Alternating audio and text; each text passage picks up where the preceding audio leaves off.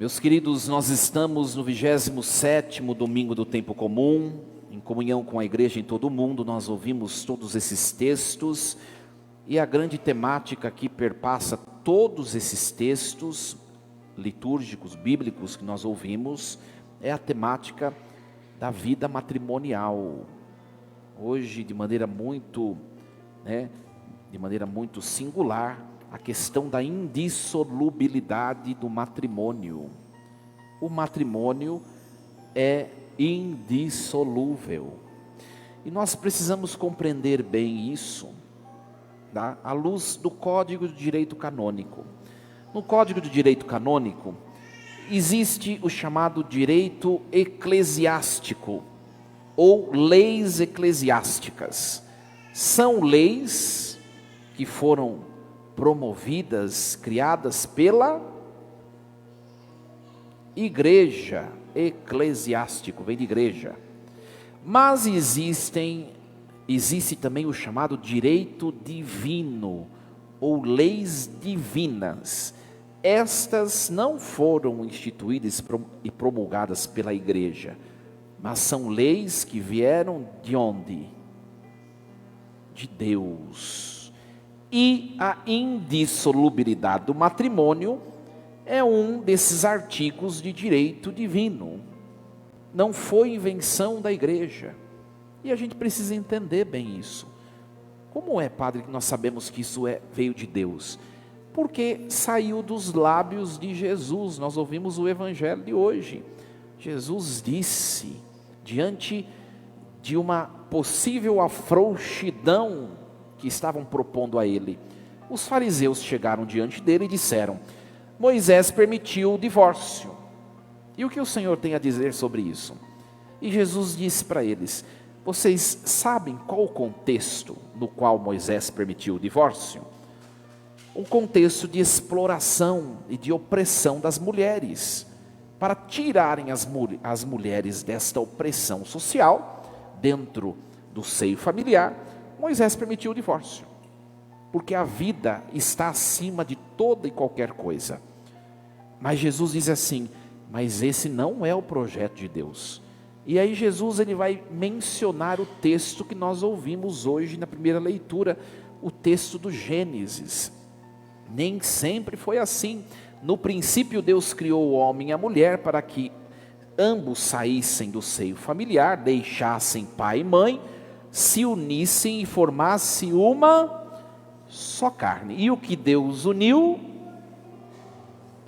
eu vou dizer uma coisa a vocês, né? Se Marcos não tivesse escrito esse capítulo 10 do Evangelho, ele ia facilitar muito a vida de nós padres. Muito. Por quê? Porque seria muito mais simples e fácil nós conferirmos o sacramento do matrimônio, igual nós conferimos o sacramento da Eucaristia, da penitência, uma vez, duas, três, quatro, cinco. Só que Jesus disse: o que Deus uniu, o homem não separa. E é direito divino, saiu dos lábios de Jesus.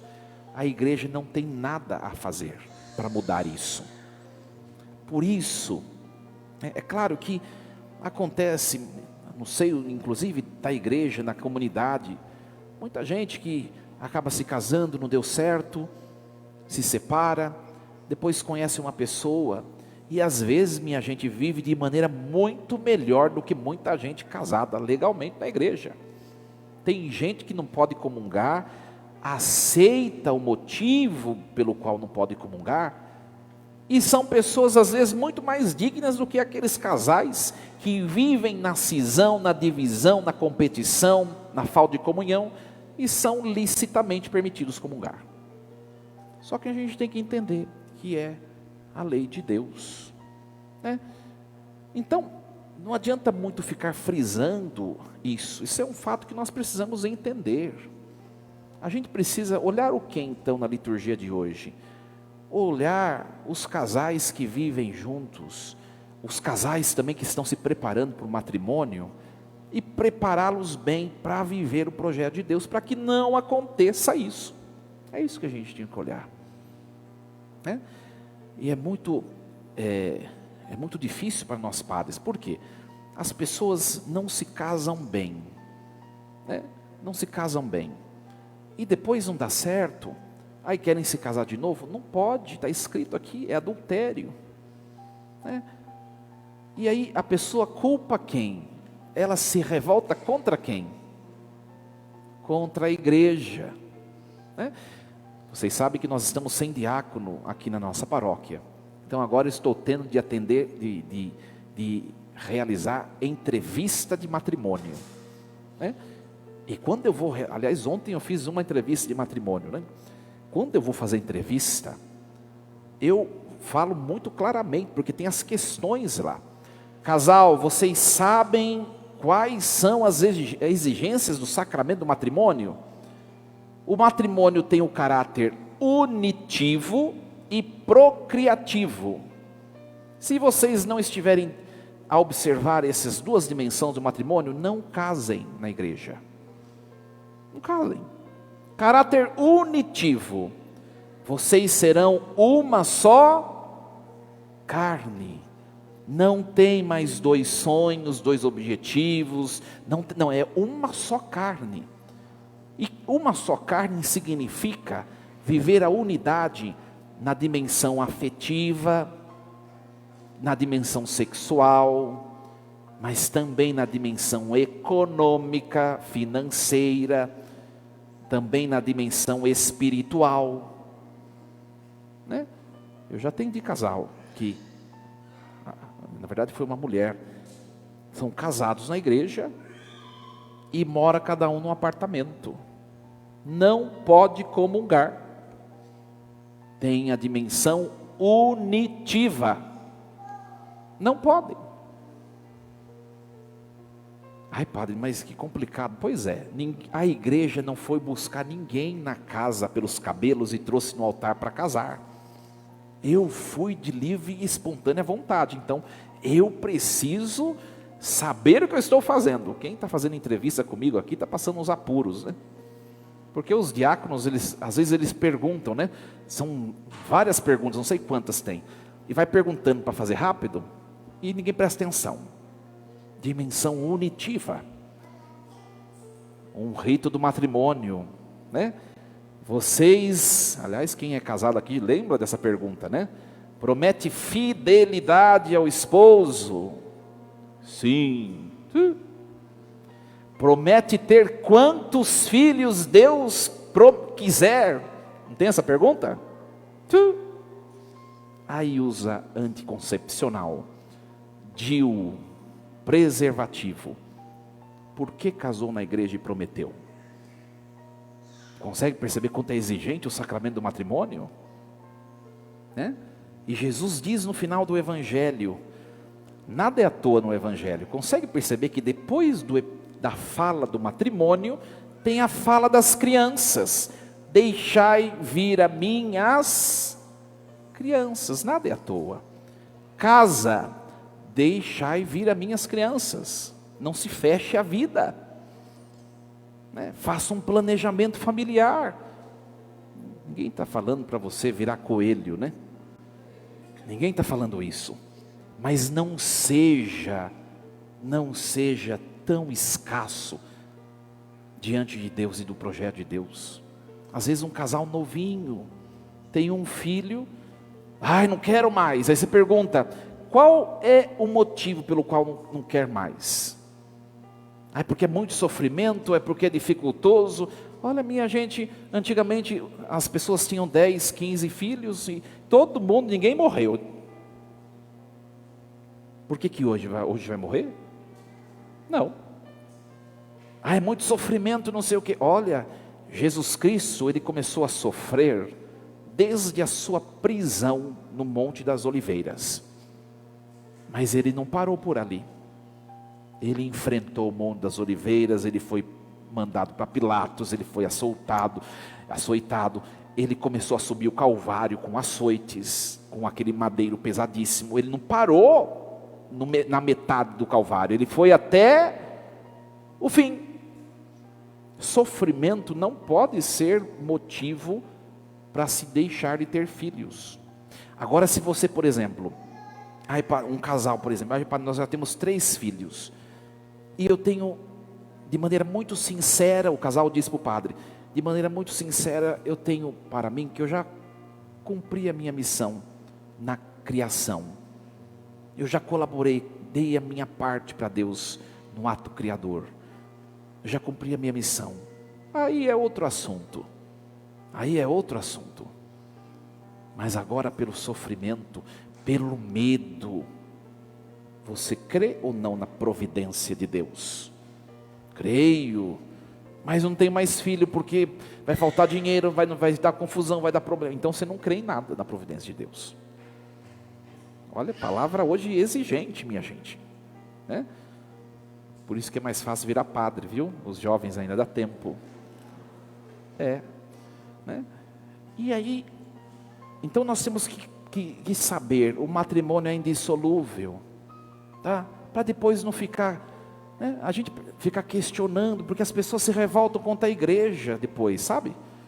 Vem aqui, e aí o padre a pessoa é casada pela 2ª vez, sabe que não pode. Padre, posso comungar? Se vocês soubessem como dói no coração dizer que não pode, porque ninguém é digno daquilo. Só que revelação divina, vai fazer o quê? Né? E aí se revolta contra a igreja. Só que uma das perguntas na entrevista de casamento é: vocês têm consciência que o casamento é indissolúvel? O que é indissolúvel? É para toda... Tenho, padre. Aí que separa e se revolta contra a igreja. Mas a igreja te perguntou e te disse, pensa bem. Por isso, quem namora aqui ou é noivo ou namora? Ergue a mão, alguém aqui? Ninguém? Um monte de gente encaiada? Quem namora, se tiver alguém em casa namorando, veja se é a pessoa para você. Namoro não é tempo para viver como um casal. Tem gente que está namorando e está vivendo igual marido e mulher. Não, namoro é para você conhecer e olhar para ele, olhar para ela e ver. É para toda a vida. Vai aguentar? Ai, padre, não vou aguentar. Então cai fora e vai para outro ou para outra. Às vezes escandaliza uma palavra assim. Vocês podem pegar hoje no YouTube, na internet, muitas homilias. Vocês vão escutar, ver muitos padres escorregando da temática, sabonete, porque não é fácil falar de adultério, de matrimônio, de relacionamento. Não é fácil. Mas é o tema da liturgia de hoje. É o tema. Pode fazer, pode escutar lá para vocês verem. Tem padre que vai ficar falando da criancinha que foi para Jesus, e Jesus ficou passando a mão na cabeça da criancinha, e não vai falar de casamento, né? Olha, minha gente, nos preparemos bem para o sacramento do matrimônio. Quem namora, quem é noivo, é claro que quem não deu certo o casamento, reconstrói sua vida. A gente tem sempre uma oportunidade de viver feliz. Deus não esquece de ninguém, mas a palavra hoje é para quem de fato quer viver ou já está vivendo o sacramento do matrimônio. Se prepare bem. Casais jovens, noivos, namorados, já vai percebendo o outro, sabe? Às vezes tem gente que namora, a mulher está lá pensando em construir a casa, na faculdade, pensando em juntar dinheiro para poder construir a casa própria e casar, e o homem está lá pensando em jogos, né, em viagens, nada de trabalho, nada de faculdade, nada de estudo. Você não está percebendo que vocês estão assim, ó? Hora que casar, pá, 3 meses, aí se revolta contra a igreja, porque quer casar de novo. Pensa bem, né? Eu não estou tentando fazer ninguém desistir de casamento não, viu minha gente? É para saber o que o sacramento do matrimônio é coisa séria. Outro dia veio uma senhora, e ela brava, né? Eu acho que era, se eu não me lembro bem, é a filha dela. Estava brava com a filha, porque a filha não é casada na igreja, estava morando junto. Padre, eles vão ter que casar na igreja, né? Aí eu perguntei para ela, eles congregam a igreja? Tem uma vida de fé? Né? Tem uma vida espiritual séria? Ih, padre, não quer nem saber. Então deixa eles lá. Se não cometer o pecado da fornicação, vão cometer o pecado de faltar na missa dominical. Deixa, quando Deus os seduzirem, e eles forem à igreja, eles mesmos vão perceber que eles precisam dar esse passo. Casamento é coisa séria. E olha, vou ser bem sincero para vocês, eu só assisto casamento quando alguém insiste bem, viu? Quando é amigo, familiar, ou insiste. Porque a gente vê cada coisa em casamento, né? O padre fala, o Senhor esteja convosco. É isso mesmo que o povo faz no casamento, não responde. Não sabe o que está fazendo ali. É triste, é sacramento. É sacramento, é coisa séria, né? E aí nós vemos a leitura do livro do Gênesis de hoje. Olha, Deus criou Adão. Adão se percebeu sozinho, porque o homem não foi criado para estar sozinho. E a gente pode falar assim, mas e o celibato clerical? O celibato clerical é uma ferida na vida daquele homem, porque na naturalidade, na antropologia humana, nós fomos criados para outro, né? E aí Adão se percebeu só, deu nome a todas as criaturas, e Deus percebeu a sua solidão, e Deus arrancou a mulher de dentro de Adão. De onde saiu a mulher? Dos pés ou da cabeça de Adão? Nossa, vocês não prestam atenção. Da costela, né? O que quer dizer isso? A mulher, ela saiu do lado do homem, nem de cima e nem de baixo. Um casamento próspero é aquele no qual o casal sabe entender isso. A mulher tem que ser mulher, ela não nasceu para ser homem. E o homem também tem que ser o homem na casa, não para ser mulher. Só que os dois estão na mesma dignidade.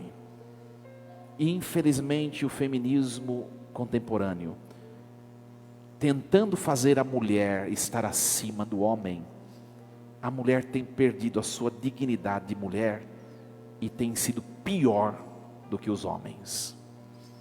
Não, cada um no seu, mas a mesma dignidade. Casamento é para ser companheirismo, né? Às vezes você vê casal, eu já vi isso, e às vezes a mulher confessar, o marido às vezes tem inveja que a esposa ganha mais do que ele, que a esposa está num cargo maior do que ele.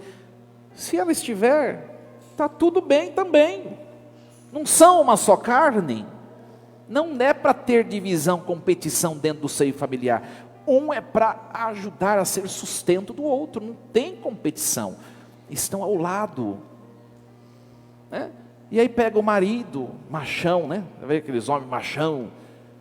Vê a mulher sofrendo, correndo. A mulher trabalha, a mulher tem que arrumar a casa, tem que fazer as coisas. E o bonitão não pode ajudar, porque ele é o homem da casa. Falta de compreender o mistério da união matrimonial. Vocês são companheiros, um ajude o outro, seja um sustento do outro, num afeto, né? Você vê começo de casamento, está lá num fogo que não se apaga, né? Parece a sarça ardente, né? 10 anos depois, os dois não se falam mais nem de sexo, nem de sexualidade, e aí vão se distanciando. Casal tem que conversar, né? Quem é casado aí, qual foi a última vez que você e o seu bem-amado saíram, por exemplo, para jantar juntos, deixar a turma lá de casa que se vire um pouco? Ih, padre, faz tempo. Pois é, aí vai matando o casamento. Por quê? Casamento é igual sacerdócio, se não se renova, se inovas, né? Vai entrando numa rotina destrutiva. Viajem juntos, passeiem, né? Façam coisas novas para que possa promover a união de vocês, o afeto. No começo ele é todo carinhoso com ela, Depois, um homem grosseiro, insensível. Cadê aquele homem lá do começo? Morreu? Consegue perceber o desafio de viver o matrimônio? E eu vou dizer uma coisa para vocês: o evangelho de Marcos, Marcos escreveu o seu evangelho em Roma. Por isso que o que tem aqui em Marcos não tem em Mateus, por exemplo. Mateus, diferente, escreveu num contexto judaico. Então, em Mateus a gente vê a mulher um pouquinho lá, né? É a mentalidade judaica. Aqui Marcos ele faz de propósito. Jesus nesse evangelho, ele fala para os homens também. Quem se divorciar da sua mulher e casar com outra, comete adultério. O que no outro evangelho estaria somente a fala para as mulheres. Marcos está dizendo, os dois têm o dever de sustentar a união conjugal. Os dois, né? Nós compreendamos esse mistério. É muito bonito hoje a temática, muito desafiadora. E minha gente, né, vocês que não casaram ainda e que vão casar, cuidem bem para que possam ser um casal, né, um casal paradigma na sociedade. É muito bom encontrar com um casal. Não sei se vocês já tiveram. Eu observo muito os casais e as pessoas, né? Estou sempre de zóio. Mas às vezes a gente se depara com um casal e a gente fala assim, a gente e eu, né? Graças a Deus sou padre.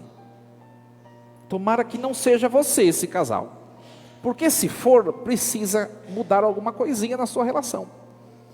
Mas também existe alguns casais que a gente fala, nossa, que casal é esse, gente? Casal alegre, companheiro, eles só trocam olhares e um é parceiro do outro, já entende o que o outro está dizendo. Sabe o que o padre está falando, né? É esse o nosso ideal. Deus nos ajude. E que vocês que optaram por essa vocação possam ser imagem no mundo da perfeita união, que é a união de Cristo com a igreja. Maridos, olha só o que o noivo, o esposo celeste fez pela igreja, para que ela vivesse. Vocês já estão nesse ponto? Ou estão vivendo o egoísmo, o individualismo, né? Mulheres, olha só o que a igreja faz para o seu esposo. Ela dá a vida, ela prepara para que ele possa estar presente no meio do mundo. São cúmplices, são companheiros, a igreja e o seu esposo. Que vocês sejam dessa maneira no mundo, imagem dessa união perfeita. Assim seja. Amém. No instante de silêncio, pensemos um pouco em tudo isso que a liturgia de hoje nos traz.